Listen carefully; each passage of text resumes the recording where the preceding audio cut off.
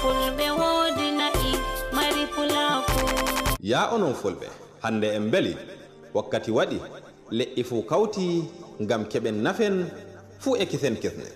Fulbe wakkati wadi nde hani moftotiren kawtotiren ngam Pulagou e fulfulde. Dow kawral meɗen nga'al fewre wala fewanare wala yolɓere wala salare wala. Ya onon fulbe ndaren ballotiren dow gonga e tinare ngam Pulagou e juldam ngam ndiwen josu e merare majjere e wembere soyde e tampere nyawuji e bonniɗo. Ya onon fulbe on andama on noddama ngare gadde ballaka marɗon fuu. Hande daɗɗo Pulagou we'itama fulɓeji ngare joɗoɗen cawrotiren. Ya onon fulɓe ande fa soyde kawral mettini en soyde narral he'ani en soyde jonde wanni en soyde jande busti en.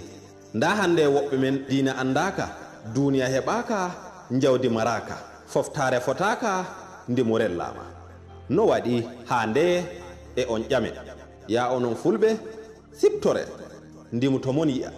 Ya onon fulɓe ngam barka Pulagou e fulfulde barka barki e dangol umme ngare note. Ya onon fulɓe jamanu e waytare e nodda on noddanu ndu hayru jawne ngare law. Ya onon fulɓe tine ngare daɗɗo malla we'itama suudu kisdam mahama suudu baba maɓɓitama leeso inna tiggama goro Pulagou sendama jawne jawane kumtal kisdam tata cale cakite.